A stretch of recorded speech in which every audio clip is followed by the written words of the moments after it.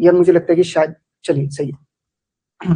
तो बहुत ध्यान से देखते चलना यार, एसी वगैरह से गैस को ठीक कोई दिक्कत तो नहीं है। तो जो चीज मैं बताने वाला हूँ बहुत अटेंटिवली सुनते समझते चलना कि कोई भी चीज आपको किसी भी तरीके से कंफ्यूज ना करे। भाई जो क्लास 11 की अकाउंट्स थी वो कम्प्लीटली डिफरेंट थी, जो क्लास 12 के अकाउंट्स है वो कम्प्लीटली डिफरेंट है। यार पता है रीजन क्या होता है कि पहले मैं थियोरेटिकल क्यों रखता हूँ, क्योंकि थ्योरी सुनकर ना बच्चा बोर हो जाता है। और अकाउंट्स में ना, यार अकाउंट्स ना केवल मैं बोलूं मैं करूं तुमसे होगी नहीं, तो मुझे करना और कराना दोनों तरीके से रहेगा। तो इसलिए पहले हम थ्योरेटिकल लेकर जा रहे हैं, लास्ट में कुछ न्यूमेरिकल। आज यार अकाउंट्स में थोड़ा थ्योरी रहेगी, तो आज ऐसा हो सकता है कि तुम्हें 2 घंटे का समय बहुत लंबा और बोरिंग लगे, लेकिन धीरे धीरे जैसे जैसे कोर्स बढ़ता जाएगा, चीजें चीजों को लेकर हम यूज टू और प्रॉपर एडजस्ट होते जाएंगे, तो मैं ज्यादा समस्या दिक्कत आने वाली नहीं है। क्लियर? सुनो तो ध्यान से देखना, पहले अकाउंट समझो क्लास 12 की क्या बवाल है। वेल मुझे एक बात बताइए वंशम, क्या कभी आप 11वीं में थे और क्या आपने किसी से या मुझसे पूछा था कि क्या मैं कॉमर्स के साथ मैथ्स लूं कि नहीं लूं? और मैंने मना किया होगा कि बेटा कॉमर्स के साथ मैथ्स मत लेना वरना बड़ी दिक्कत हो जाएगी और हो जाएगा काम 12वीं में। अब वही दिक्कत है, लिए वैसे वंशम आपने कॉमर्स के साथ मैथ्स, आपने बेहतरीन काम किया। अब बहुत ध्यान से सुनना यार, अगर आप है मैथ्स वाले स्टूडेंट आयुष्मान तो होगी दिक्कत, अगर आप है नॉन मैथ्स वाले तो कोई दिक्कत नहीं है। अकाउंट्स की 3 किताबें हैं भाई, तीन किताबें। यार ऑब्वियस और ऑनेस्ट बताऊंगा ना, अकाउंट्स एकदम से यहाँ है। 9th की मैथ्स की थी, घंटा भी कुछ नहीं थी। 10th की मैथ्स करी, कुछ भी नहीं है भाई। 11th के अकाउंट्स कुछ भी नहीं है भाई। अगर तुम उसमें कंपार्ट लाते हो तुम्हारे ऊपर बेड़ा कर गया। तुम्हारी एक चैप्टर डिप्रिसिएशन को देखकर घबराहट हो जाती है दिल में। यार सारे ही चैप्टर्स भाई वैसे हैं। चैप्टर नंबर 1 ऐसा चैप्टर होगा जिसमें मल्टीपल कॉन्सेप्ट्स होंगे, इतना इतना कुछ होगा कि बच्चा लग जाता है। वो कहता है कि भाई क्या बता रहे हो, मुझे नहीं समझ में आ रहा है। लेकिन मैं करूंगा भी चैप्टर 1 से ही स्टार्ट, ताकि मैं तुम्हें प्रॉपर तरीके से चीजें क्लियर कर सकूं और प्रॉपर तरीके से चीजें समझा सकूं और बता सकूं। वेल पहले अकाउंट्स में देखते हैं क्या है क्या अलग है, 3 बुक्स में क्या क्या पढ़ने वाले हैं, कौन कौन से चैप्टर्स रहेंगे और किन किन चीजों को आप गो थ्रू करते चल रहे हैं। सुन, 11वीं कक्षा में ना आपने अकाउंट्स में पढ़ा था सोल प्रोप्राइटरशिप। क्या पढ़ा था? अरे सोल प्रोप्राइटरशिप क्या होता है नमन भाई? व्यापार करते हैं, अकेले करते हैं जी। आप कैसे करते हैं? उसे बोलते हैं सोल प्रोप्राइटरशिप। क्या बोलते हैं? मेरी दुकान है वंशम भाई पान की, मैं अकेली चलाता हूँ। तो उस केस में क्या मैं अकेला व्यापार कर रहा हूँ, बिजनेस चलाता हूँ, खाता मैनेज करूंगा, तो वो थी सोल प्रोप्राइटरशिप। क्या थी भाई? फाइनेंशियल अकाउंटिंग थी। क्या थी? फाइनेंशियल अकाउंटिंग समझते हो? यार ये मत कहना तुम्हें नहीं पता, तुमने क्लास 11th में ही देखो अकाउंट्स में ना कॉन्सेप्ट बिल्ड करने बहुत बहुत बहुत बहुत बहुत बहुत जरूरी है। बीएसटी इकोनॉमिक्स एक तरफ है भाई, अकाउंट्स एक तरफ है, समझ गए ना? ये सुप्रीम लेवल ऑफ अकाउंट्स है भाई, सुप्रीम लेवल। क्लास में मजाक नहीं कर रहा हूँ, ना बिल्डअप दे रहा हूँ ना हाइप दे रहा हूँ, बिल्कुल जो जनरल रियलिटी है वो बता रहा हूँ। इन फ्यूचर आप सीए करेंगे, वहां बेसिक्स काम आएंगे। क्लास 11 के कॉन्सेप्ट्स वीक रह गए, क्लास 12 में दिक्कत हो जाएगी। तो यार ये वो अकाउंट्स है जिसे मत छोड़ना। Concepts one of the most important चीजें, समझो। देखो मैं कहूंगा डिसिप्लिन में रहो, मैं कहूंगा होमवर्क करके लेकर आओ, तुम्हें भी पता है मुझे भी पता है एक्सक्यूजेस तुम्हारे पास भी होंगे होंगे यार। मैं हर साल हो चुके हैं, 9 साल में कहता हूँ नहीं इस साल तो मैं ऐसे चेक करूंगा होमवर्क की, कुछ भी हो जाए मैं तो मार पीट दूंगा, वो कर दूंगा। एट द एंड इनिशियल 2 दिन चीजें चलती है, तीसरे दिन सब ढीली हो जाती है और खत्म हो जाता है। तो भाई मैं एज अ टीचर ना सिर्फ 2 काम कर सकता हूँ और वो मैं करता हूँ हर साल, तभी अकाउंट्स में बस चलता है दिमाग है। चलो सामने आया तो बहुत ध्यान से सुना। पर्टिकुलरली मेरा काम ना कॉन्सेप्ट क्लियर करना होगा। मैं कॉन्सेप्ट को इतना प्रॉपर तरीके से क्लियर करूंगा कि वेल अगर तुम होमवर्क करते हो तो भी ठीक, नहीं करते हो तो भी तुम्हें दिक्कत नहीं होगी। लेकिन मैं एक चीज बता देता हूँ, अगर होमवर्क नहीं करते तो पेपर एग्जाम में अटेम्प्ट नहीं होगा। होमवर्क तो करना जरूरी है अगर आप चाहते हैं कि पेपर आप अटेम्प्ट करें। ऐसा टीचर मैं तो अपनी इमेज को क्लीन रखूंगा कि भैया जो भैया समझाते हैं वो तो समझ में आ जाता है, वो तो मैंने होमवर्क नहीं किए थे इसलिए मार्क्स नहीं आए। मेरी इमेज तो खराब नहीं हुई ना, लेकिन तुम्हारे तो मार्क्स खराब हो गए। इस केस में तुम्हारा तो नहीं, फायदा तो किसका हो गया? मेरा। तो भाई कंसिस्टेंसी से काम करते चलना। और अगर तुम मैथ्स वाले स्टूडेंट हो तो यार वेल तुम्हें खुद से बैलेंस क्रिएट करना होगा, तुम उलझोगे उलझोगे। क्लियर है? चलो भाई एक चीज हमेशा समझ के चलना, अकाउंट्स में कंसिस्टेंसी और कंटिन्यूटी मुझे चाहिए। अकाउंट्स में छुट्टी मत करना भाई। और अकाउंट्स में छुट्टी करते हो तो रिकॉर्डेड लेक्चर जरूर देखना, यहीं पर ही फैसिलिटी काम आएगी जो कभी शायद नहीं आई तुम्हारे। तुमने शायद क्लास 11 में कभी इसका यूज नहीं किया, लेकिन भाई तुम 12th में करोगे और यहीं पर करोगे। और पता क्या था, ऐसी मेरी बातचीत हो रही थी, मैं करता रहता हूँ बच्चों के साथ इंटरेक्ट, थोड़ा पता रहता है अपने बारे में।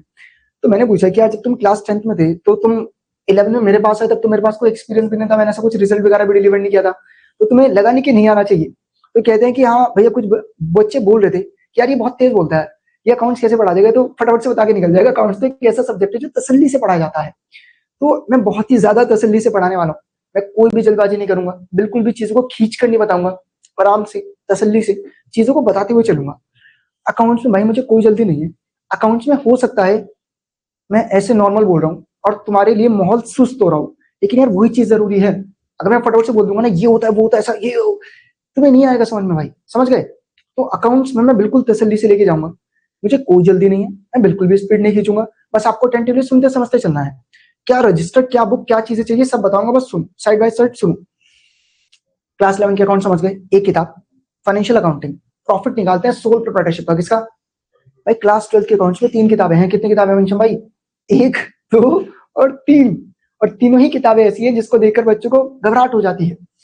पहली किताब है पार्टनरशिप। पहली किताब क्या है, समझो पार्टनरशिप में क्या पढ़ते हैं आप। मैं अकेले बिजनेस करता हूँ, मुनाफा तो तब भी कमा रहा हूँ, हम मिलकर व्यापार कर रहे हैं, मुनाफा तो तब भी कमाऊंगा। तो यहाँ पर आप पार्टनरशिप के अकाउंट समझते हो। किसके अकाउंट समझते हो? ये पार्टनरशिप के अकाउंट्स में भी बहुत कुछ है यार। पहले तो मैं तुम्हें बेसिक्स बताऊंगा पार्टनरशिप के, फिर मैं तुम्हें बताऊंगा गुडविल क्या होती है, फिर मैं बताऊंगा प्रॉफिट शेयरिंग रेशियो क्या होता है, किसी नए पार्टनर के एडमिट होने से क्या चेंजेस होते हैं, किसी पार्टनर के रिटायर होने से क्या चेंजेस होते हैं, किसी पार्टनर के मरने से क्या चेंजेस होते हैं, अगर फर्म डिसॉल्व हो जाए तो क्या चेंजेस होते हैं। तो मल्टीपल टर्म्स होंगे जो कि मैं तुम्हें समझाने वाला हूँ यार। ये 7 चैप्टर ना महासागर है, ये समझ लो। ये दिखने में लग रहे हैं, एक एक चैप्टर के अंदर मल्टीपल मल्टीपल कॉन्सेप्ट होंगे। इंट्रोडक्शन देता हूँ, जैसे क्या प्रॉफिट लॉस अकाउंट पता है, शायद पता हो शायद ना पता हो।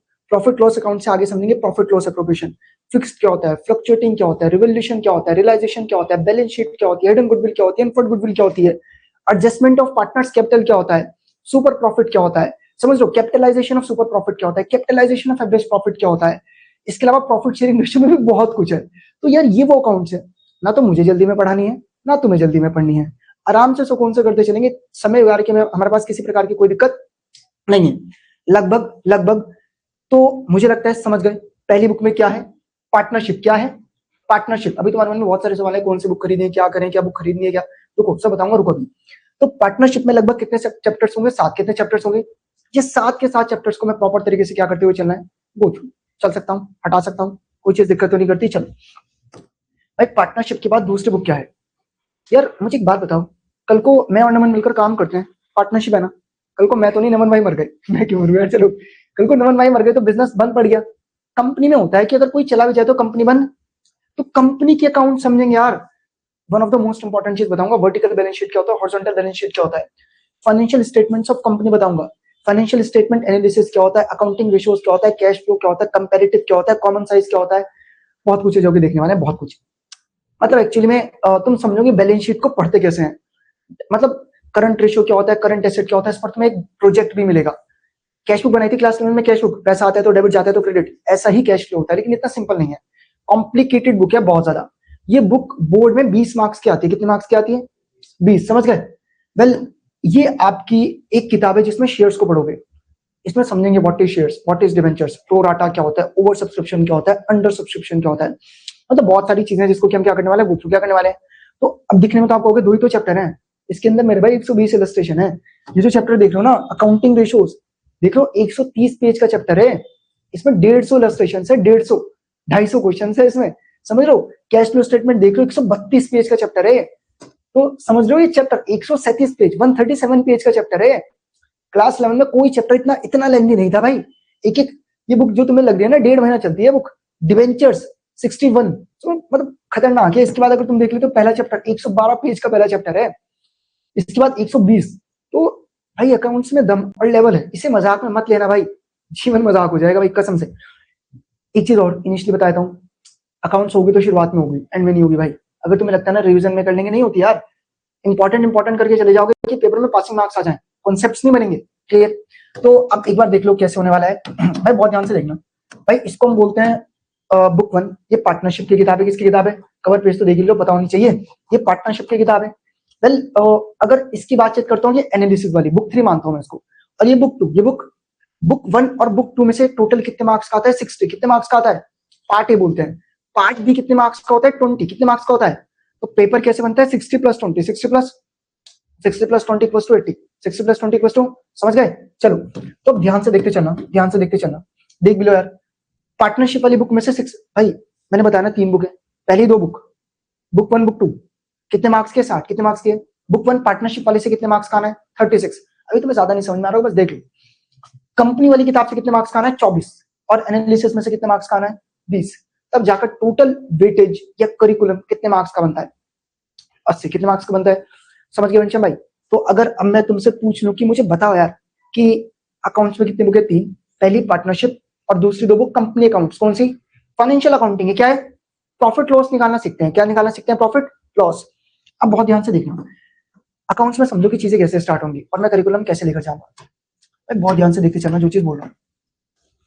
भाई जो अकाउंट्स की है पहली किताब, जो अकाउंट्स की है पहली किताब, सुनो, अकाउंट्स की जो पहली किताब है हमारी कब स्टार्ट हो जाएगी? वेल अप्रैल से होगी स्टार्ट। मुझे कितने चैप्टर कंप्लीट करने हैं भाई? स्कूल टू स्कूल वेरी करता है, 3 चैप्टर आने हैं P1 में, 3 तो आने आने हैं, 2 या 3, बहुत लेंदी चैप्टर है, जल्दी कर दूं तो समझ नहीं आएगा, आराम से बताऊं तो सिलेबस टाइम पे कंप्लीट नहीं होता। वेल ये रीजन होता है कि क्लास 12 में बैचेस को जल्दी स्टार्ट करने का, क्योंकि मार्क्स नहीं आते, वरना फिर वही दिक्कत हो जाती है कि एट द एंड टीचर की गलती निकल जाती है। तेज पढ़ा दिया तो तुम्हें नहीं आया समझ, धीरे पढ़ाया तो टाइम पर करिकुलम कंप्लीट नहीं किया। तो और एक चीज को मैनेज करना है भाई, ये बुक आपके लगभग लगभग अगस्त तक चलेगी। कब तक चलेगी? अगस्त, ठीक है, जुलाई तक तो मान लो, जुलाई के एंड या फर्स्ट 15 अगस्त तक ये बुक कंप्लीट होती है। 15 अगस्त के बाद ये बुक हम लगभग स्पीडली कंप्लीट करते हैं 15 दिन में, समझ गए, मतलब हो गई। और ये एक्चुअल में सितंबर और अक्टूबर तक का महीना ले जाती है, 15 अक्टूबर, और कई बार 15 नवंबर तक कोर्स कंप्लीट होता है, बीच में पेपर वगैरह भी पढ़ते हैं सब, तो अराउंड नवंबर, 15 नवंबर या 23 नवंबर, थोड़ा सा डिले तो हो जाता है। तो अराउंड तब जाकर आपका जो पूरा प्रॉपर सिलेबस है वो क्या होता है? कंप्लीट। क्या होता है? कंप्लीट। क्लियर है? चलो, तो अब करते हैं फिर यार बातचीत स्टार्ट, और सीधा मैं तुम्हें लेकर चलता हूँ चैप्टर नंबर 1। किस पे लेकर चलता हूँ? सुनो, समझेंगे क्या? पार्टनरशिप है, पहले समझाऊंगा। स्क्रैच से चीजें बनेंगी, स्क्रैच, समझ लो ना, ऐसा नहीं है कि बस आके बस ये पार्टनरशिप ना प्रॉफिट, बिल्कुल स्क्रैच से चीजें लेकर जाएंगे थ्योरी के साथ। किसके साथ? वंशम भाई अटेंटिव आपको रहना है। अटेंटिव किसको रहना है? आपको। ठीक, मैं बोलते चलूंगा, आप अटेंशन स्पैन के साथ सुनते चलेगा। चलो, तो फटाफट से अटेंटिव भी देखते हैं, मैं बोलना स्टार्ट करता हूँ, तुम सुनना समझना स्टार्ट कर देना, किसको? चीजों को और किसको। चलो, तो जरा चलते हैं और सुनो। वेल ठीक है, फ्लो में है ना। चलो, तो वेल पहले मैं तुम्हें बताता हूँ कि पार्टनरशिप क्या होता है और पार्टनरशिप में पढ़ेंगे क्या। भाई ये chapter one of the most complicated chapters में से है, समझो क्यों। एक तो होता है चैप्टर में एक बीआरएस पढ़ाया, एक कॉन्सेप्ट आना बस, अगर याद है cash book to passbook, passbook to cash book, cash book पढ़ाए कॉन्सेप्ट आना बस यार, जर्नल पढ़ाए कॉन्सेप्ट आना। इसमें मल्टीपल कॉन्सेप्ट हैं यार, मल्टीपल, एक के बाद एक के बाद एक के बाद एक के बाद एक के बाद एक के बाद ऐसे कॉन्सेप्ट आएंगे। अच्छा कहेगा क्या हो रहा है? कॉन्सेप्ट समझाते हो? कॉन्सेप्ट तो समझ में आता है, 12 के अकाउंट्स में दिक्कत सुनो क्या होगी, कॉन्सेप्ट समझ में आएगा, क्वेश्चन समझ नहीं आएगा। कॉन्सेप्ट होगा इजी, क्वेश्चन होगा बड़ा कॉम्प्लिकेट, समझ गए। कॉन्सेप्ट समझ में आ गया, क्वेश्चन भी चलो कच्चा पक्का आ गया, घर पे नहीं होगा। तो तीनों ही चीजों में बैलेंस बनाना बहुत जरूरी है। मेरी अप्रोच क्या रहेगी? सुनो, मैंने हर अप्रोच का यूज किया, मैं जो अप्रोच बता रहा हूँ वही सही है, तुमसे नहीं पूछूंगा। सबसे पहले साल मैंने पहले सारे कॉन्सेप्ट्स बताए, फिर क्वेश्चन कराए, वो अप्रोच गलत थी। मैं देख के बच्चों के हाव समझ गया कि नहीं समझ में आ रहा है। फिर हम तीसरे अप्रोच की तरफ गए। किस अप्रोच की तरफ गए? हमने कहा पहले हम किसको समझेंगे? क्वेश्चन। किसको समझेंगे? कॉन्सेप्ट। कॉन्सेप्ट समझने के बाद उस कॉन्सेप्ट से रिलेटेड क्या करेंगे? क्वेश्चन। फिर दूसरा कॉन्सेप्ट, उससे रिलेटेड क्वेश्चन, तीसरा कॉन्सेप्ट, उससे रिलेटेड क्वेश्चन। अच्छा वेल तुमने एक सवाल नहीं पूछा है, किताब कौन सी फॉलो करना है, क्या करना है, कैसे करना है। सुनो, अब ऐसा तो नहीं है कि आप लोग नए एनसीईआरटी तो हम फॉलो नहीं करते। 3 ऑथर हैं जिसकी की बुक फॉलो होती है, बताओगे वंशम वेल कौन कौन से? डीके, टीएस और चतुर्वेदी। चतुर्वेदी तो फेंक देना, खत्म किताब है, कुछ होता नहीं है। 2 हैं जो आप मैनेज कर सकते हैं, एक होती है टीएस ग्रेवाल, कौन सी होती है, और एक होती है डीके गोयल। क्या होती है? सुनो बहुत ध्यान से सुनना, टीएस में कंप्लीटली डिफरेंट होता है नेचर ऑफ क्वेश्चन, और डीके में कंप्लीटली डिफरेंट। मैं जिस बुक को फॉलो कर रहा हूँ इनिशियली वो कौन सी है? टीएस। कौन सी है? लेकिन इस बार मतलब अभी अकाउंट्स में चीजें बिल्ड हो रही है, देखो मैं झूठ नहीं कहूंगा कि नहीं बिल्ड हो गई, हो रही है। अकाउंट्स में क्या सिस्टम से चीजें बिल्ड कर रहा हूँ, बेस्ट इकोनॉमिक्स में कर चुका हूँ। अकाउंट्स में ना ये सिस्टम बनाने की कोशिश की जा रही है कि जब मैं आपको क्लास 12 के अकाउंट्स कराऊं तो मैं किसी भी एक प्रेस्क्राइब्ड बुक को फॉलो ना करूं, ना तो मैं केवल टीएस को फॉलो करूं, ना मैं डीके को फॉलो करूं। खुद से किताब बनाई जाए, यहाँ पर टीएस और डीके के क्वेश्चंस को मिक्सअप किया जाए, और उसमें लगेगा टाइम। तो चल रहा है काम धीरे धीरे। इनिशियल पहले चैप्टर तो मैं टीएस से लेकर जा रहा हूँ, लेकिन इसके बाद कोई एक पर्टिकुलर बुक नहीं होगी, समझ गए ना। वो mix up of questions of sheet होंगी, स्लाइड्स होंगी, जहां से कि हम चीजों को क्या करने वाले हैं? Cover up. क्या करने वाले हैं? Cover up. क्लियर? चलो, तो पहले मैं बोलना स्टार्ट करता हूँ, आप सुनना स्टार्ट कीजिएगा। अभी बुक क्या कौन सी अभी मत उलझो, एप्लीकेशन पे सारा मटेरियल कंटेंट फोल्डर में अपलोडेड होगा, कैसे वो समझा दूंगा, सब कुछ सिस्टमेटिकली मिल जाएगा। जिस दिन से होमवर्क देना स्टार्ट करूंगा उसी दिन समझाऊंगा कि भैया ये थ्योरी बता दी, थ्योरी वगैरह लिखने की कोई झंझट नहीं है, कुछ नहीं, हर चीज के प्रिंटेड नोट्स होंगे, समझ गया ना भाई। क्या ये थ्योरी काम की है? कॉन्सेप्ट है ना भाई, कॉन्सेप्ट तो लिखना पड़ता है, हर चीज को सिस्टम से किया। देखो लिखवाऊंगा, प्रैक्टिस के लिए लिखवाऊंगा, समझ गया ना, क्योंकि मैंने एग्जाम के टाइम पर देखा है कि बच्चा खो देता है वो रजिस्टर, उसको चीजें मिलती नहीं है। ठीक, तो जैसे एंट्रीज वगैरह हो गई, तो एंट्रीज वगैरह का भी पूरा प्रॉपर सिस्टम है। जैसे कुछ स्लाइड सिखाता हूँ कि अगर मैं प्रॉफिट लॉस अकाउंट बता रहा हूँ या एंट्रीज वगैरह बता रहा हूँ, तो एंट्रीज वगैरह भी तुम्हें सब कुछ मिल जाएंगे यही, कि एंट्रीज समझाते वक्त कि ये जैसे अकाउंट हो गए या एंट्रीज हो गई, तो एंट्रीज तुम्हें सिस्टमेटिकली सब मिल रही है। ठीक, लिखवाऊंगा भी, लेकिन वो हम सिर्फ प्रैक्टिस के लिए लिख रहे होंगे। तो कॉन्सेप्ट को लिखने के पीछे मत भागना भाई, सिर्फ किस चीज के पीछे भागना, समझने के। समझ गए वंशम भाई? चलो तो चलते हैं फिर, समझते हैं और क्या। तो आ जाते हैं सीधा मुद्दे की तरफ और देखते हैं मेन मुद्दे की बात को। चलो तो मैं बोलना स्टार्ट करता हूँ और तुम सुनना और समझना स्टार्ट करना। वेल पहले समझते हैं पार्टनरशिप और देखते हैं कि वेल पार्टनरशिप क्या है। देखो यूनिट 1 फंडामेंटल्स ऑफ पार्टनरशिप, पहले हम थ्योरी क्लियर कर रहे हैं। क्या क्लियर कर रहे हैं? और थ्योरी को क्लियर करने के बाद फिर हम एडिशनली किसकी तरफ जाएंगे? न्यूमेरिकल्स। पार्टनरशिप क्या होता है भाई? जब दो या दो से ज्यादा लोग मिलजुल कर काम करते हैं उसको बोलते हैं पार्टनरशिप। क्या बोलते हैं? मुझे पता है तुम्हारे मन में कई सारे सवाल आ रहे हैं, मिनिमम कितने होते हैं, मैक्सिमम कितने होते हैं, कौन सा एक्ट होता है, सब बताऊंगा, सुनना अटेंटिवली सुनना। तो पहले तुमने पार्टनरशिप का मतलब समझा। वेल आयुष्मान मैं पूछता हूँ कि पार्टनरशिप क्या, बता देंगे? जब दो या दो से ज्यादा लोग मिलजुल कर काम करते हैं उसको क्या बोलते हैं? पार्टनरशिप। क्या बोलते हैं? तो बच्चा कहते हैं पार्टनरशिप तो समझ गए, जब दो लोग या दो से ज्यादा लोग मिलजुल कर काम करते हैं उसको पार्टनरशिप बोल देते हैं। बिल्कुल बोल देता हूँ। अब पार्टनरशिप को किस एक्ट के थ्रू डिफाइन किया जाता है वो बताऊंगा, पार्टनरशिप के एक्ट में वो डेफिनेशन क्या है उसका मतलब बताऊंगा। सुनो और समझो। देखो पार्टनरशिप को जब मैं डिफाइन करूंगा तो एक एक्ट है, partnership act of 1932, partnership act of 19, और पार्टनरशिप एक्ट ऑफ 1932 में भी कौन सा सेक्शन? सेक्शन 4। कौन सा सेक्शन? सेक्शन।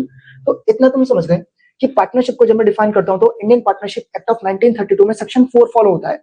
अभी सेक्शन 4 क्या बोलते हैं? सिंपल सी बात बोलता है कि बिटवीन द पार्टनर्स एक एग्रीमेंट होता है। क्या होता है? एग्रीमेंट। और वो पार्टनर्स डिसाइड करते हैं कि हम प्रॉफिट और लॉसेस को शेयर करेंगे एग्रीड रेशियो में। किस रेशियो में? एग्रीड रेशियो में। सिंपल शब्दों में क्या है, हम लोगों ने मिलकर धंधा स्टार्ट किया। अब धंधा हम मिलजुल कर व्यापार कर रहे हैं। भाई वंशम, मैं, तुम और आयुष्मान मिलकर व्यापार करते हैं, तो कोई तो चीज होगी ना जो हमें गाइड कर रहा है, कोई तो एक्ट होगा। तो जो एक्ट हमें गाइड कर रहा है वो कौन सा है? Partnership act of 1932। जो एक्ट हमें गाइड कर रहा है वो कौन सा है? Partnership act of 1932। ये पार्टनरशिप एक्ट ऑफ 1932 बताता है कि पार्टनरशिप क्या होती है? Between the partners, between the partners business में जो एक साथ काम करना है। क्या काम करना है? और एक साथ काम करके प्रॉफिट और लॉसेस को कैसे शेयर करेंगे? कैसे शेयर करेंगे? एग्रीड रेशियो में। कैसे शेयर करेंगे? दो वर्ड्स के मतलब समझो, एक प्रिंसिपल एक एजेंट। एक प्रिंसिपल एक, सुनो पहले बताता हूं प्रिंसिपल क्या होता है फिर समझते हैं कि एजेंट क्या होता है। यार बहुत ध्यान से देखना। कल को मान लीजिएगा हम सभी लोग पार्टनरशिप में हैं, कल को अगर मैं कुछ गलत काम करता हूं, आयुष्मान भाई कल को आप किसी लड़की को भगा कर ले गए या आपने कुछ गलत काम कर दिया, आप बदनाम होंगे कि आपका पूरा परिवार बदनाम होगा? परिवार तो बस यही चीज है। प्रिंसिपल का मतलब समझो क्या है। हम सभी लोग पार्टनरशिप में, हम सभी लोग किसमें? अगर मैं कुछ गलत करता हूं तो क्या मेरे लिए गए एक्शन पूरी फॉर्म को रिप्रेजेंट करते हैं? इसको बोलते हैं प्रिंसिपल। इसको क्या बोलते हैं? एजेंट क्या है? एजेंट क्या है? यार हम सभी लोगों की पार्टनरशिप फॉर्म है, तो मैं ही तो सर्वेंट हूं ना, मैं ही तो नौकर हूं ना, उसको बोलते हैं एजेंट। क्या बोलते हैं? तो जो एक पार्टनर दूसरे पार्टनर को गाइड कर रहा है, ऑर्डर दे रहा है, उसको बोलो प्रिंसिपल। क्या बोलो? और जो उस ऑर्डर को फॉलो कर रहा है वो उसको क्या बोलते हैं? एजेंट। क्या बोलते हैं? एजेंट। यार हम सभी लोगों की पार्टनरशिप है ना, तो कभी मैंने तुम्हें ऑर्डर दे दिया, कभी तुमने मुझे ऑर्डर दे दी। तो कोई भी पार्टनर किसी भी टाइम पर क्या भी हो सकता है? प्रिंसिपल भी और एजेंट भी। और एक पार्टनर का लिया गया एक्शन सभी पार्टनर्स को भी क्या करता है? रिप्रेजेंट। समझ गए? एक पार्टनर का लिया गया एक्शन सभी पार्टनर्स को भी क्या करता है? रिप्रेजेंट। क्या करता है? इंडिविजुअली में क्या बोलते हैं? पार्टनर्स। इंडिविजुअली में क्या बोलते हैं? पार्टनर्स। क्या बोलते हैं? और अगर मैं पूछता हूं तो कलेक्टिवली क्या कहा जाता है? तो कलेक्टिवली बोलते हैं फर्म। कलेक्टिवली क्या बोलते हैं? और जिस नाम के थ्रू हम बिजनेस करते हैं उसको बोलते हैं फर्म नेम। क्या बोलते हैं? एग्जाम्पल के तौर पर आयुष्मान भाई, कल को मैंने एक बिजनेस स्टार्ट किया, निशी मार्केटिंग। तो निशी मार्केटिंग हम चारों ने मिलकर किया, तो निशी मार्केटिंग तुम्हारे व्यापार का नाम है, तो क्या है? Firm name. वो क्या है? हम चार लोगों में से मैं क्या हूं? पार्टनर। मैं क्या हूं? कलेक्टिवली में क्या बोलते हैं? पार्टनर। क्या बोलते हैं? तो तुम समझ गए ना पार्टनरशिप क्या है। जब एक इंडिविजुअल काम नहीं कर रहा है, कई सारे लोग मिलकर, कितने बताऊंगा, जब कई सारे लोग मिलकर क्या कर रहे हैं? व्यापार क्या कर रहे हैं? सभी ने पैसा लगाया और एग्रीड रेशियो के अकॉर्डिंगली प्रॉफिट बांट ले रहे हैं। एक पार्टनर का लिया गया एक्शन किसको रिप्रेजेंट करता है? दूसरे पार्टनर को। और दूसरा पार्टनर भी किसको रिप्रेजेंट करता है? एक पार्टनर को। पार्टनरशिप को डिफाइन करने के लिए एक्ट है कौन सा? Partnership act of 19। और पार्टनरशिप एक्ट ऑफ 1932 में कौन सा सेक्शन? सेक्शन 4। सेक्शन 4 के अकॉर्डिंगली पार्टनरशिप को आपने डिफाइन किया। कलेक्टिवली क्या बोलते हैं? पार्टनर्स। कलेक्टिवली क्या बोलते हैं? कलेक्टिवली क्या बोलते हैं? पार्टनर्स। कलेक्टिवली क्या बोलते हैं? अबे नहीं, कलेक्टिवली बोलते हैं फर्म। कलेक्टिवली क्या बोलते हैं? इंडिविजुअली क्या बोलते हैं? और जिसके थ्रू हम बिजनेस कर रहे हैं उसको क्या कहा जाता है? Firm name. क्या कहा जाता है? Firm name. तो मुझे लगता है पार्टनरशिप की डेफिनेशन तो समझे। चलो और अच्छी तरीके से समझते हैं। सुनो भाई, पहले दो तीन चीजों को समझो, ये बेसिक्स हैं जो पता होने चाहिए। भाई एक होता है लीगल पॉइंट ऑफ व्यू और एक होता है अकाउंटिंग पॉइंट ऑफ व्यू। एक होता है लीगल पॉइंट ऑफ व्यू, एक होता है अकाउंटिंग। ये मुझे एक बात बताओ भाई, आप व्यापार करते हैं तो व्यापार में अच्छा ऐसे मना मत करना, तुम्हें पता है क्लास 11 में एक चैप्टर पढ़ाया था सोल प्रोप्राइटरशिप। क्लास 11 में एक चैप्टर पढ़ाया था कौन सा? Sole proprietorship. कौन सा पढ़ाया था? सोल। उसमें क्या बताया था? सुनो बहुत ध्यान से। उसमें मैंने तुम्हें एक बेसिक बात बताई थी कि भाई लीगल पॉइंट ऑफ व्यू का मतलब क्या है, कि भाई मैं और मेरी दुकान एक ही अलग नहीं है। मैं और मेरी दुकान एक अलग, भाई मेरे से ही तो मेरी दुकान की पहचान है, कल को मैं नहीं रहा तो मेरी दुकान की पहचान कैसे होगी? तो according to legal point of view, according to legal businessman और बिजनेस एक होता है, बिजनेसमैन और बिजनेस क्या होता है? ना ना ना, अकाउंटिंग पॉइंट ऑफ व्यू में ऐसा नहीं होता ना, अकाउंटिंग पॉइंट ऑफ व्यू में ऐसा, according to accounting point of view, according to accounting point of view के अकॉर्डिंगली, सुनना बहुत ध्यान से सुनना नमन भाई, अकाउंटिंग पॉइंट ऑफ व्यू के अकॉर्डिंगली पार्टनर अलग है, पार्टनर, और बिजनेस अलग है, मतलब पार्टनरशिप फॉर्म अलग है, पार्टनर अलग है, सुन लेना सुन लेना। और अकाउंट्स में हम कौन सा पॉइंट ऑफ व्यू लेकर जाएंगे? अकाउंटिंग कौन सा लेकर जाएंगे? चलो, तो वेल मैं तुमसे पूछता हूँ, मुझे बताओ नेचर ऑफ पार्टनरशिप में लीगल बता दोगे? क्या है लीगल का मतलब, बताओ बच्चन भाई। लीगल का मतलब है दुकान और दुकान का मालिक एक अलग, तो लीगल के अकॉर्डिंगली पार्टनरशिप और पार्टनरशिप फॉर्म क्या होता है? एक, क्या होता है? लेकिन हम अकाउंट्स में कौन सा पॉइंट ऑफ व्यू फॉलो करते हैं विश्वान भाई? Accounting, accounting point of view के अकॉर्डिंगली मेंशन भाई, इसका मतलब क्या है? मालिक अलग और बिजनेस, समझ गए? क्लियर है? तो अकाउंट्स में ना, अकाउंट्स में हम accounting point of view follow करने वाले हैं, कौन सा पॉइंट ऑफ व्यू? जिसमें बिजनेस अलग होगा और मालिक, लेकिन नॉर्मली बिजनेस और दुकान एक ही होता है, बिजनेस और दुकान। तो कौन सा पॉइंट ऑफ व्यू होता है लीगल, कौन सा पॉइंट ऑफ व्यू होता है? हम जो पॉइंट ऑफ व्यू फॉलो करेंगे वो कौन सा है? चलो और रीड करते हैं क्या है। तो लीगल पॉइंट ऑफ व्यू के अकॉर्डिंगली पार्टनरशिप कोई सेपरेट लीगल एंटिटी नहीं है, पार्टनर से अलग, मतलब सिंपल है ना यार। कल को मुझे हम लोगों को किसी का उधार चुकाना है, घर के बर्तन तक बिक जाते हैं, पार्टनरशिप फॉर्म में डेब्ट्स या लायबिलिटी क्या होती है? लिमिटेड क्या होती है? समझ गए? याद है ना, अगर किसी का पैसा देना है तो बिजनेस में पैसा खत्म हो गया ना, घर के बर्तन बेच के उसको मैं पैसा पे करूंगा, उसको बोलते हैं लिमिटेड लायबिलिटी, क्या बोलते हैं? लिमिटेड। लेकिन जो अकाउंटिंग व्यू पॉइंट में नहीं होता ऐसा, अकाउंटिंग व्यू पॉइंट के अकॉर्डिंगली बिजनेस अलग और मालिक अलग। अकाउंट्स में मैं फिर से पूछता हूँ कौन सा पॉइंट ऑफ व्यू फॉलो करोगे? अकाउंटिंग, कौन सा फॉलो करोगे? चल दे वंशम, चल दे। चलो अब बहुत ध्यान से सुनना जो चीजें बता रहा हूँ यार, फीचर्स और कैरेक्टरिस्टिक्स समझते हैं। पहले अब दो तीन चीजों को समझो, पहले मैं तुम्हारे दो तीन डाउट क्लियर करूंगा। अच्छा मेरा एक सवाल है, वेल आयुष्मान आपसे पूछते हैं, अब मना मत करना, ये आया हुआ क्वेश्चन है वेल तुम्हारे पेपर में, फाइनल बीएसटी के पेपर में है ना। तो वेल चलिए मुझे बताइएगा, अगर सनी मैं आपसे पूछता हूँ, किसी भी पार्टनरशिप फॉर्म में मिनिमम नंबर ऑफ पार्टनर्स कितने होता है? मिनिमम नंबर ऑफ पार्टनर्स दो, दो से कम में तो होगा नहीं। मैक्सिमम नंबर ऑफ पार्टनर्स कितने होता है? 50। कितने होते हैं भाई? बहुत बहुत बहुत बहुत ध्यान से सुनना, बोलो अंशा भाई। भाई किसी भी पार्टनरशिप फॉर्म में मिनिमम नंबर ऑफ पार्टनर्स कितने हैं? दो। कितने हैं? मैक्सिमम नंबर ऑफ पार्टनर्स कितने हैं? 50। कितने हैं? और ये बात पार्टनर, रट लेना एग्जाम आएगा, ये बात कहीं पर भी पार्टनरशिप एक्ट ऑफ 1932 के अंदर मेंशन नहीं है। ये बात कहीं पर भी पार्टनरशिप एक्ट ऑफ 1932 के अंदर मेंशन नहीं है कि मैक्सिमम पार्टनर्स कितने होंगे? 50। ये बात कंपनीज एक्ट ऑफ 2013 में मेंशन है। कहां पर मेंशन है? नहीं, सुनो, according to companies act of 2013 maximum कितने पार्टनर्स हो सकते हैं? 100। उसके बाद एक चेंज लेकर आ जाता है और कंपनीज एक्ट ऑफ 2014 के अकॉर्डिंगली रिस्ट्रिक्ट किया जाता है कि मैक्सिमम नंबर ऑफ पार्टनर्स कितने होंगे? 50। समझ गए? तो मिनिमम पार्टनर्स कितने हैं? 2। मैक्सिमम पार्टनर्स कितने हैं? 50 नहीं, minimum partners 2। According to companies act of 2013 maximum number of partners कितने थे? 100। फिर उसके बाद एक अमेंडमेंट, एक चेंज करते हैं और कंपनीज एक्ट ऑफ 2014 को पास करते हैं और तब जाकर मैक्सिमम नंबर ऑफ पार्टनर्स को कितने में लिमिट कर दिया जाता है? 50। समझ गए? तो minimum number of partners, maximum number of partners 50 according to companies act of 2013 के बाद जो चेंज आता है कब? कंपनीज एक्ट ऑफ 2014 में। क्लियर है? चलो तो अब यहाँ पर ध्यान से देखते चलना, दो तीन चीजें और बताता हूँ, दो तीन बातें और बताता हूँ, सुनो। पहले फीचर्स और कैरेक्टरिस्टिक्स ऑफ पार्टनरशिप देखते हैं। पहला तो होता है 2 या मोर पर्सन, 2 या मतलब बिजनेस में 2 या 2 से ज्यादा लोग होंगे तभी जब वो काम करते हैं तभी वो पार्टनरशिप होता है। अच्छा मेरा एक सवाल है, क्या कोई भी पार्टनर बन सकता है? क्या कोई भी पार्टनर बन सकता है? नहीं। सुनो, पार्टनरशिप कॉन्ट्रैक्ट एक्ट ऑफ 1872, कौन सा? Partnership India contract act of 1872 में कुछ बातें मेंशन है भाई। कुछ लोग पार्टनर नहीं बन सकते, माइनर, समझ गए? जो लोग 18 साल से कम है बन सकते हैं, वो एक सर्टेन स्पेशल केस होता है। सुना वो ध्यान से, अगर मैं 18 साल से कम हूं तो मैं माइनर हूं, अगर मैं 18 साल से कम हूं तो मैं प्रॉफिट तो शेयर करूंगा लेकिन मैं क्या नहीं शेयर करूंगा? मैं प्रॉफिट तो शेयर करूंगा लेकिन मैं क्या नहीं शेयर करूंगा? उसको क्या बोलते हैं? माइनर। क्या बोलते हैं? वो नहीं बन सकता, मतलब एक्चुअली में नहीं बन सकता। Qualified person of unsound mind, भाई वंशम आप पागल हो गए कल को, तो क्या आपको पार्टनर बनाने? नहीं, आपको पार्टनर बना नहीं सकते। अगला हो जाता है person disqualified by any law. कल को मैंने कोई बहुत हाई, मैं टेररिस्ट हूं तो उस केस में आप मुझे पार्टनरशिप में एडमिट, चलो याद करते चलो, पार्टनरशिप को डिफाइन करने के लिए हमने किस एक्ट को फॉलो किया? Partnership act of 1932।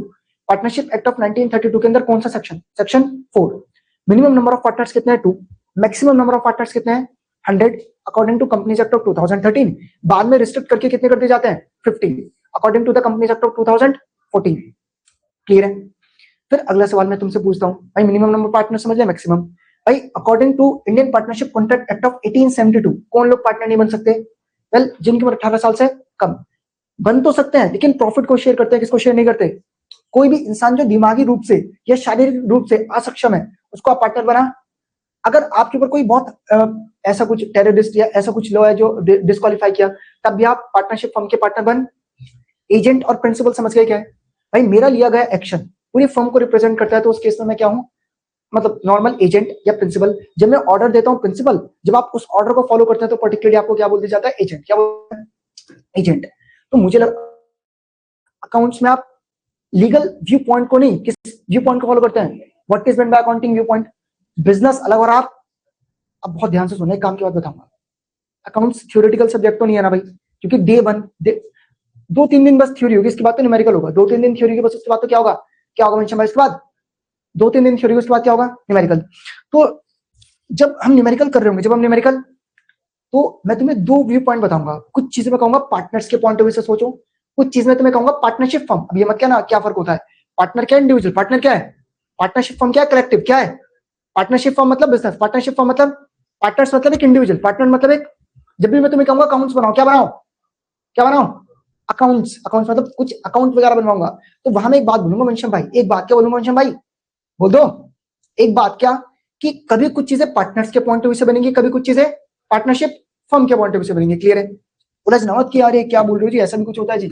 जी बता दिया था आपको पहले, समझ गए? चलो अच्छा, maximum number of partners well तुम देख चुके हो, किसी पार्टनरशिप फर्म में कितने हैं? नहीं हो सकते मोर देन 50। एग्रीमेंट समझो यार, कल को मान लो कि हम पार्टनरशिप में आते, क्या वंशम भाई झगड़ा हो सकता है, तू मैं हो सकती है, कंफ्लिक्ट हो सकता है। तो इस कंफ्लिक्ट को अवॉइड करने के लिए बेहतर होगा एक एग्रीमेंट हो। क्या हो? और एग्रीमेंट लिखित रूप में हो। किसमें हो? तो बिटवीन द पार्टनर्स जो एग्रीमेंट होता है, मतलब बिटवीन द पार्टनर्स जो कंफ्लिक्ट है, उसको सॉल्व करने के लिए जो आप एग्रीमेंट करते हो उसको क्या बोलते हैं? Partnership deed. क्या बोलते हैं? या पार्टनरशिप डीड को क्या भी कहा जाता है? Memorandum of partners. क्या कहा जाता है? Memorandum of. याद रहेगा, याद रहेगा। बिटवीन द पार्टनर्स जो एग्रीमेंट होता है उसको बोलते हैं पार्टनरशिप डीड, और पार्टनरशिप डीड को क्या भी कहा जाता है? Memorandum of partners. चलिए, तो बस यही है कि बिटवीन द पार्टनर्स दूसरी चीज होती है कि एग्रीमेंट होना जरूरी है। एग्रीमेंट आप आइदर रिटन लिखित रूप में और ओरल रूप में भी कर सकते हैं, और ये रिलेशनशिप बताता है बिटवीन द पार्टनर्स। और बेहतर रहता है कि जब आप पार्टनर्स के बीच में एग्रीमेंट है वो कैसे फॉर्म में हो? Written form. किस फॉर्म में हो? और जब बिटवीन द पार्टनर्स जो एग्रीमेंट है वो रिटन फॉर्म में होता है, उसको क्या बोलते हैं? Partnership deed. उसको आप क्या बोलते हैं? Partnership deed. चलो, एक यार कल को हम पार्टनरशिप आते हैं चरस गांजा बेचते हैं, नहीं भाई। तो जब भी आप बिजनेस या पार्टनरशिप फॉर्म करते हैं तो हमेशा ध्यान रखिए कि लॉफुल बिजनेस करें, नियम कानून के दायरे में रहकर। मतलब कल को अगर हमने बिजनेस स्टार्ट किया, 18 से कम उम्र के लोगों को मैं सिगरेट नहीं दे सकता, लेकिन अगर मैं दे रहा हूं तो वो लॉफुल नहीं है। तो जब भी आप व्यापार करते हैं तो तीसरी चीज क्या हो? लॉफुल। चौथा होता है प्रॉफिट शेयरिंग। चौथा क्या होता है? प्रॉफिट। भाई बहुत सिंपल चीज है, क्या बिजनेस में प्रॉफिट इक्वली शेयर करते हैं? नहीं जी। प्रॉफिट के इक्वली शेयर करते हैं? नहीं जी। एग्रीमेंट में मेंशन होता है। किसमें मेंशन होता है? अगर एग्रीमेंट ना हो, क्योंकि तुम्हें याद होगा क्लास 11 कि बिटवीन द पार्टनर्स एग्रीमेंट होना जरूरी। अगर एग्रीमेंट नहीं है तो रायता फैल जाएगा। कल बताऊंगा क्या होता है, रुको अभी। तो बिटवीन द पार्टनर्स जो प्रॉफिट, इसमें बहुत काम की बात बताऊंगा, जो रेड कलर से हाईलाइटेड है, बहुत ध्यान से सुनना। बोलो वंशम भाई, बिटवीन द पार्टनर्स एक एग्रीमेंट हो। क्या हो? जहां पर कि वो प्रॉफिट लॉस को क्या करें? शेयर। क्या करें? हर एक पार्टनर प्रॉफिट को तो बियर करेगा, लेकिन ऐसा बिल्कुल भी जरूरी नहीं है कि हर एक पार्टनर किसको भी बियर करे लॉस। असर्शन रीजन में बनेगा, 1 मार्क्स में सवाल सुन लेना। हर एक पार्टनर किसको तो बियर करेगा? प्रॉफिट। किसको तो बियर करेगा, लेकिन ऐसा बिल्कुल भी जरूरी नहीं है कि हर एक पार्टनर किसको भी बियर करे लॉस। याद रहेगी वंशम भाई ये चीज, हर एक पार्टनर किसको तो बियर करेगा? प्रॉफिट, लेकिन ऐसा बिल्कुल भी जरूरी नहीं है कि हर एक पार्टनर किसको भी बियर करे लॉस। याद रहेगी? चलो याद रहेगा, हर एक पार्टनर किसको तो बियर करेगा, ऐसा जरूरी नहीं कि हर एक पार्टनर किसको बियर करे। ये बात कहां पर मेंशन है? कहीं पर भी नहीं। Partnership act 1932।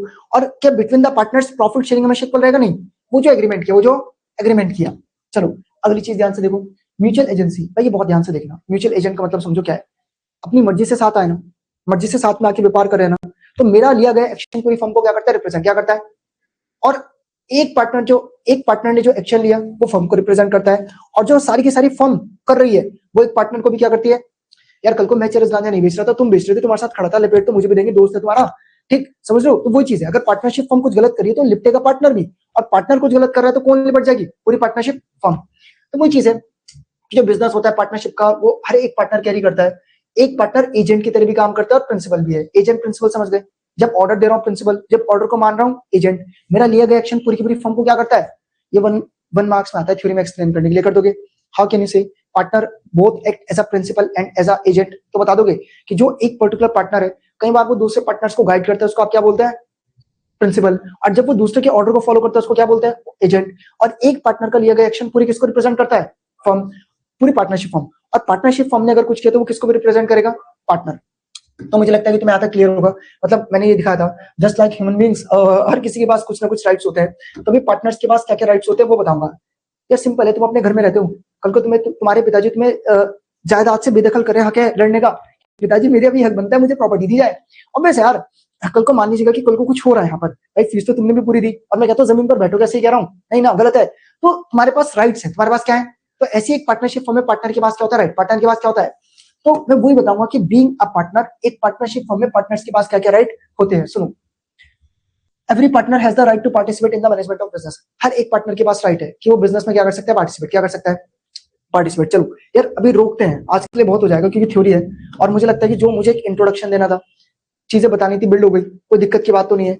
जितना आज किया उतना क्लियर, कोई चीज कंफ्यूज तो नहीं करती।